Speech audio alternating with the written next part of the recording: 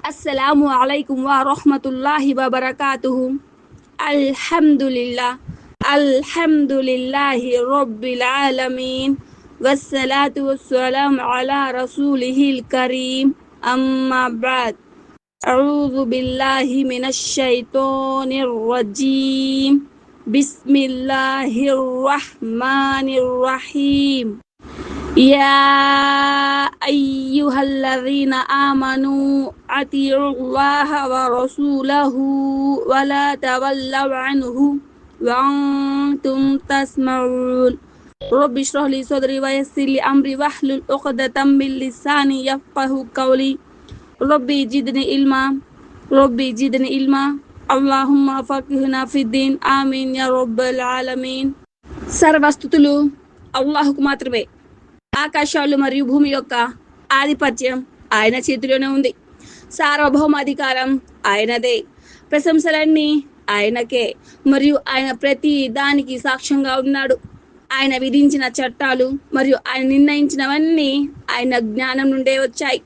ఆయన తాను కోరినది చేస్తాడు మరియు తాను ఇష్టపడిన దానిని ఆజ్ఞాపిస్తాడు. ఆరాధనలకు అర్హుడు అల్లాహ్ తప్ప మరెవరు లేరని, ఆయనకు ఎటువంటి భాగస్వామి లేడని, ఆయనే సంరక్షకుడని, సకల స్తుతులకు అర్హుడని నేను సాక్ష్యమిస్తున్నాను.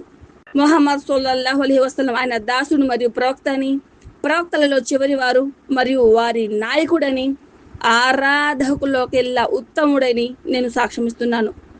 అల్లాహ్ ఆయనను కీర్తించుగాక మరియు ఆయన కుటుంబంపై, ఆయన సహచరులపై మరియు తీర్పు దినం వరకు వారిని మంచితనంతో అనుసరించే వారిపై సంపూర్ణ శాంతిని కురిపించుగాక. ఆమీన్ యా రబ్బల్ ఆలమీన్. ఇక అసలు విషయానికి వస్తే, టుడే క్లాస్ ఈరోజు ప్రాణాంతకమైన 7 విషయాలు. ఈ యొక్క 7 విషయాల గురించి అవగాహన కల్పించడం కోసం ఈ యొక్క క్లాస్ అనేది నిర్వహించడం జరిగిందనమాట. అయితే ఏంటవి? పాపంతో కూడుకున్న 7 విషయాలు, ఘోరమైన పాపంతో కూడుకున్న 7 విషయాలు ఏమిటవి? అందుకే వాటికి ప్రాణాంతకమైన విషయాలని ఇక్కడ ప్రస్తావించడం జరిగిందనమాట. అయితే ఈ హదీస్ గ్రహించండి. ఈ హదీస్ ఏమిటంటే, అబూ హురైరా రదియల్లాహు తఆలా అన్హు కథనం, అంతిమ దైవ ప్రవక్త ముహమ్మద్ సల్లల్లాహు అలైహి వసల్లం ఇలా బోధించారు: ప్రాణాంతకమైన 7 విషయాలకు దూరంగా ఉండండి అని అన్నారు. ఓ దైవ ప్రవక్త, ఆ ప్రాణాంతకమైన 7 విషయాలు ఏమిటి అని అడిగారు. ఎవరు ఆ మాట అడిగింది? ప్రవక్త యొక్క సహచరులు, సహబాలు అడిగారు. దానికి అంతిమ దైవ ప్రవక్త ముహమ్మద్ సల్లల్లాహు అలైహి వసల్లం 7 విషయాల గురించి వివరించారు. వాటిలో మొదటి విషయం అష్షిర్కు బిల్లాహ్, అల్లాహ్కు సహవర్తుల్ని నిలబెట్టడం.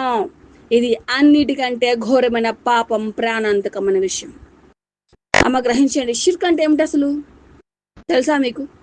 అల్లాహ్ యొక్క అస్తిత్వంలో లేదా అల్లాహ్ యొక్క కొరకు మాత్రమే ప్రత్యేకమైన ఉన్న ఒక భాగంలో, ఆయన గుణగణాలలో, ఆయన హక్కులలో, ఆయన ఆరాధనలో ఎవరినైనా సహవర్తునిగా, ఎవరినైనా షిర్కుగా అంటే అల్లాహ్కి సహవర్తునిగా, ఆ యొక్క సహవర్తుని ఏమంటారు? షిర్కు అన్నమాట.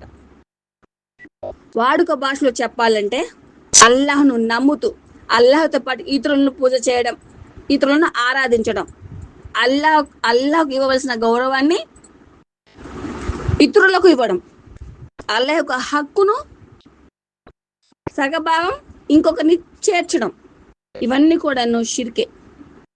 ఆరాధన అల్లాహ్కే ప్రత్యేకం కదా, కానీ ఆ ఆరాధన ఇతరులకు కూడా చేయడం ఇది షిర్క్ అవుతుందన్నమాట. అంటే ఇది బహుదైవ ఆరాధన. ఓకేనా? ఇది అల్లాహ్ వద్ద అత్యంత ఘోరమైన పాపం. ఒకవేళ మనిషి దీనిపై తౌబా చేయకుండా మరణిస్తే అల్లాహు అతనిని క్షమించడు, ఆ పాపాన్ని క్షమించడు అని చెప్పేసి ఖురాన్ తెలియచేస్తుంది. 4వ సూర 48వ ఆయత్ మరియు 4వ సూర 116వ ఆయత్ గ్రహించండి. అల్లాహు మనల్ని సృష్టించాడు, పోషిస్తున్నాడు, జీవనోపాధిని ఇస్తున్నాడు, మన ప్రార్థనలను వింటున్నాడు. కాబట్టి ఆరాధన, దువా, భయం, ఆశ, నమ్మకం, మొక్కుబడులు, బలి, సజ్దా వంటి ప్రతి ఇబాదత్ అల్లాహుకే చెందాలి. వీటిలో ఏ ఒక్క దానినైనా ఇతరులకు సమర్పిస్తే అది షిర్క్ అవుతుంది అనమాట. కాబట్టి ఆ ఆయతులను ఖురాన్ పుస్తకం తెరిచి చదవండి. సూర నిసాలో 48వ ఆయతు మరియు 116వ ఆయతు. ఓకేనా? అల్లాహ్ను వదిలి మృతుల్ని, పీర్లను లేదా వలీలను పిలిచి నన్ను కాపాడండి, నా కష్టం తీర్చండి అని దువా చేయడం, సమాధుల వద్ద మొక్కుబడులు పెట్టడం, బలి ఇవ్వడం, అల్లాహ్కు మాత్రమే చేయవలసిన సజ్దాను ఇతరులకు చేయడం ఈ తాయత్లను కాపాడుతుంది, ఈ తాయత్ ద్వారా ఈ పరిష్కారం నాకు సులువవుతుంది, ఈ దారం లేకపోతే ప్రమాదం వస్తుందేమో అని అల్లాహుపై కాకుండా వస్తువులపై ఆధారపడడం, అల్లాహు పేరు కన్నా ఇతరుల పేరుతో ప్రమాణాలు చేయడం, ఇవన్నీ కూడా షిర్క్ అన్నమాట.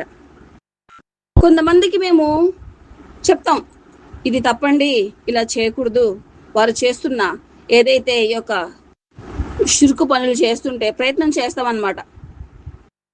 ఇది తప్పు, మహాపాపం, ఇది కబీర గుణ, ఇలా చేయకూడదు అని చెప్పేసి చెప్పని ప్రయత్నిస్తే వాళ్ళు ఏమంటారు తెలుసా? ఎంత అమాయకంగా మాట్లాడతారంటే, మేము వారిని దేవుళ్ళుగా పూజించడం లేదు, వారు అల్లాహ్ దగ్గర మా కోసం సిఫారసు చేయాలని మాత్రమే అడుగుతున్నాము అని కొందరు అంటారు.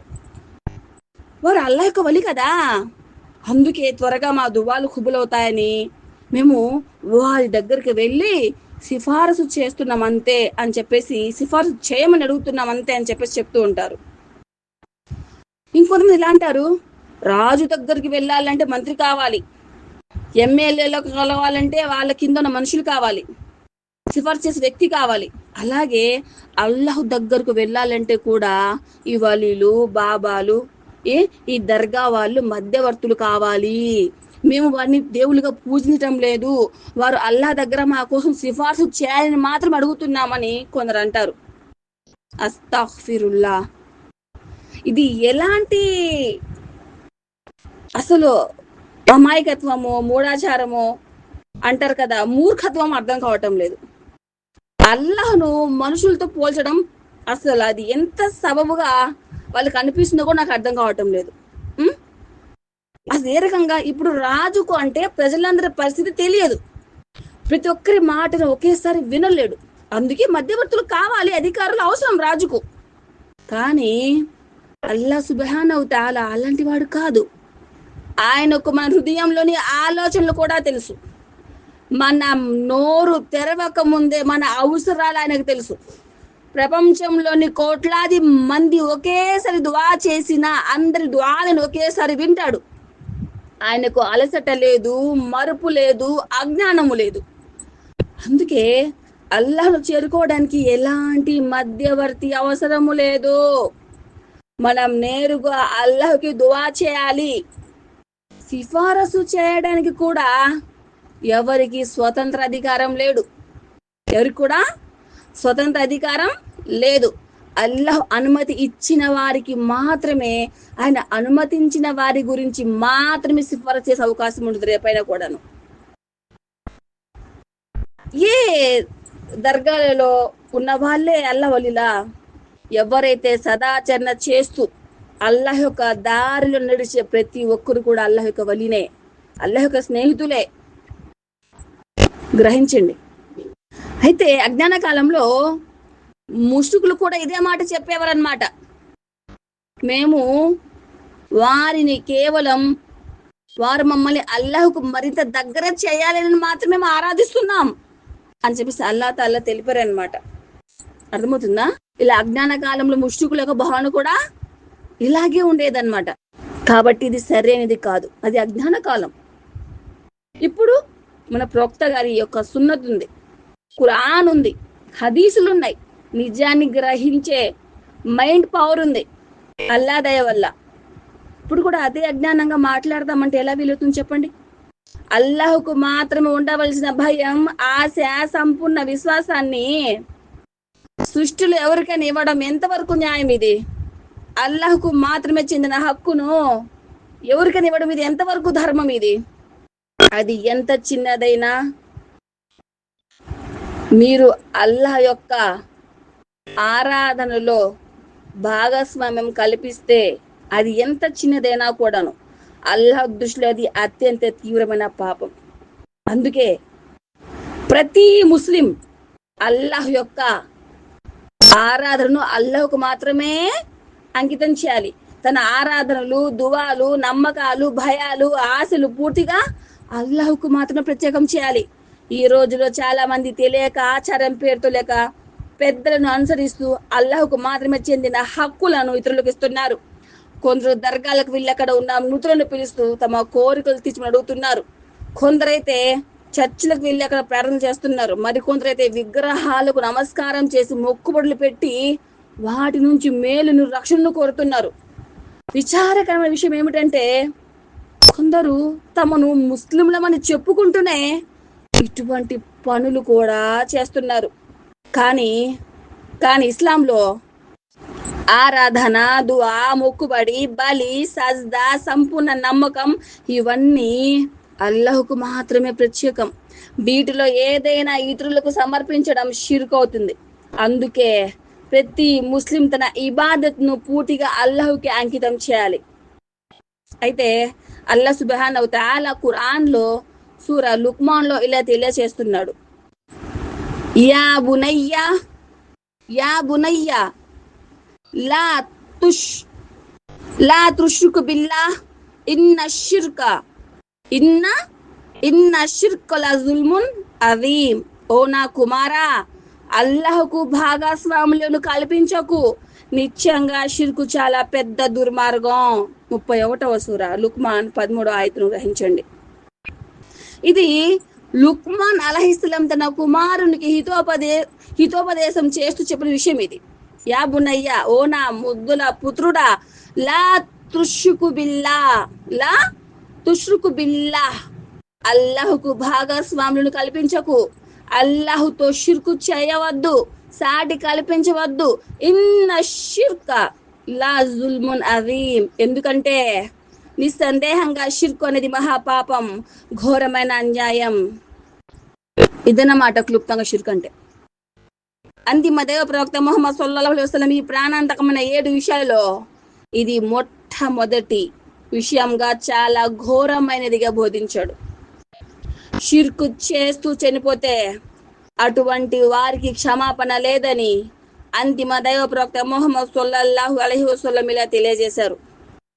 అల్లాహ్ సుబ్హానహు తఆలా మనందరినీ ప్రతి షిర్కు నుంచి, అంటే పెద్ద షిర్కు, చిన్న షిర్కు, అన్ని రకాల షిర్కుల నుంచి అల్లాహ్ మనల్ని రక్షించుగాక, కాపాడుగాక. ఆమీన్ యా రబ్బల్ ఆలమీన్. ఇదన్నమాట మొదటి విషయం. ప్రాణాంతకమైన 7 విషయాలలో మొదటి విషయం షిర్కు చేయడం, అల్లాహ్కు భాగస్వాములను నిలబెట్టడం అన్నమాట. రెండవ విషయం చేతబడి, వసిహర్, చేతబడి అనమాట. జాదు, చేతబడి చేయడం, చేయించడం ఇస్లాంలో హరాం, నిషిద్ధం, అధర్మం, ఘోరమైన పాపం. అలాగే మూడవది అల్లాహ్ సుబ్హానహు తఆలా నిషిద్ధం చేసిన ప్రాణిని అన్యాయంగా చంపడం, హత్య చేయడం ఘోరమైన పాపం. అలాగే నాలుగవది వడ్డీ తినడం. ఇస్లాం ధర్మంలో వడ్డీ సమంజసం కాదు, అధర్మం, నిషిద్ధం, హరాం, ఘోరమైన పాపం, అన్యాయం, దగ, మోసం కిందికి లెక్కించబడుతుంది. ఇస్లాం ధర్మంలో వడ్డీ ఇచ్చినా, వడ్డీ పుచ్చుకున్నా, దానికి సాక్ష్యంగా ఉన్నా అందరి పాపములు సమానులే అని అంతిమ దైవ ప్రవక్త ముహమ్మద్ సల్లల్లాహు అలైహి వసల్లం ఇలా సెలవిచ్చారు. అలాగే ఐదవ విషయం అనాథల సొమ్మును తినేయడం. ఎవరు సొమ్మైనా సరే అన్యాయంగా తినేస్తే, కాజేస్తే అది అధర్మమే, అది పాపమే. దాంట్లో ముఖ్యంగా అనాథుని సొమ్ము తినేస్తే అది ఇంకా ఘోరమైన పాపం. ఆ తరువాత ఆరవది దైవ తిరస్కారులతో యుద్ధం జరిగినప్పుడు వెన్ను చూపి పారిపోవడం. ఇక్కడ గమనించాల్సిన విషయం ఏమిటంటే ధర్మయుద్ధం అది. అంటే ఇక్కడ ఇప్పుడు ధర్మయుద్ధం అంటే గొడవ చేయడం, ధర్మయుద్ధం కిందికి రాదనమాట. బాంబులు వేసేయడం, జిహాద్ అని చెప్పేసి అరవడం, అన్యాయంగా అన్యాయంగా ఒకళ్ళ ప్రాణాన్ని తీసేయడం, ఇవన్నీ కూడా ధర్మయుద్ధం కిందికి రాదు. అది మతోన్మాదం, అది ఉన్మాదం కిందికి వస్తుంది అనమాట. ధర్మయుద్ధం అంటే కొన్ని రూల్స్ ఉంటాయి, కొన్ని కండిషన్స్ ఉంటాయి. అల్లాహ్ యొక్క మార్గంలో యుద్ధం జరిగినప్పుడు వెన్ను చూపి పారిపోవడం అది కూడా పెద్ద గుణ అన్నమాట, కబీర గుణ. అలాగే ఏడవది అమాయకులు, శీలవంతులైన విశ్వాసుల స్త్రీల మీద అభండాలు వేయడం, అపనిందలు మోపడం. ఈ 7 రకాల పాపాలు ప్రాణాంతకమైనవి, పాపాలలో అతి ఘోరమైనవి. అర్థమవుతుందా? దీనికి పెద్ద పాపాలు అంటారు వీటిని. గునే కబీరా అంటాం. ఓకేనా. ఈ పాపాలు ఓన్లీ నమాజు, కేవలం నమాజు చేయడం వల్ల లేదా దువాల వల్ల వేరే పుణ్యాల వల్ల క్షమించబడవు. దీనికి తప్పనిసరిగా పశ్చాత్తాపం చెందాలి, తౌబా చేసుకోవాలి. ఈ పాపాలకి తప్పనిసరిగా తౌబా చేసుకోవడం ఖచ్చితంగా చేసి తీరాలి, పశ్చాత్తాప పడాలి. అప్పుడేవి క్షమించబడతాయన్నమాట. అల్లా సుబ్హానహు తఆలా మన అందరినీ ఈ ఘోరమైన పాపాల నుండి రక్షించుగాక. అల్లాహ్ మన అందరినీ షిర్కు నుంచి కాపాడుగాక, వడ్డీ నుండి కాపాడుగాక, చేతబడి చేయించడం నుండి కాపాడుగాక, అనాథల సొమ్మును కాజేయడం నుండి అల్లాహ్ మనల్ని రక్షించుగాక. ప్రతి పాపం నుండి, ఆ పాపం పెద్దదైనా ఆ పాపం చిన్నదైనా సరే, అల్లాహ్ మన అందరినీ రక్షించుగాక. అల్లాహ్ సుబ్హానహు తఆలా మనల్ని అల్లాహ్ యొక్క ఆదేశాలను, అంతిమ దైవ ప్రవక్త ముహమ్మద్ సల్లల్లాహు అలైహి వసల్లం యొక్క ప్రవచనాలను అర్థం చేసుకొని ఆచరణ సద్బుద్ధిని ప్రసాదించుగాక.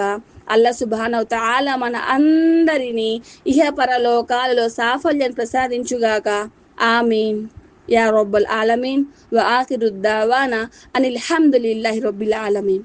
సుబ్హానల్లాహి వ బిహమ్దిహి సుబ్హానక అల్లాహుమ్మా వ బిహమ్దిక అష్హదు అల్లా ఇలాహా ఇల్లా అంత అస్తగ్ఫిరుక వ అతూబు ఇలైక్. అస్సలాము అలైకుం వ రహ్మతుల్లాహి వ బరకాతుహు. ఇన్షాల్లా అల్లా చిత్తమైతే రేపటి రోజు మరి కొత్త సబ్జెక్ట్తో నేను మీ ముందు ఉంటాను. అస్సలాము అలైకుం వ రహ్మతుల్లాహి వ బరకాతుహు.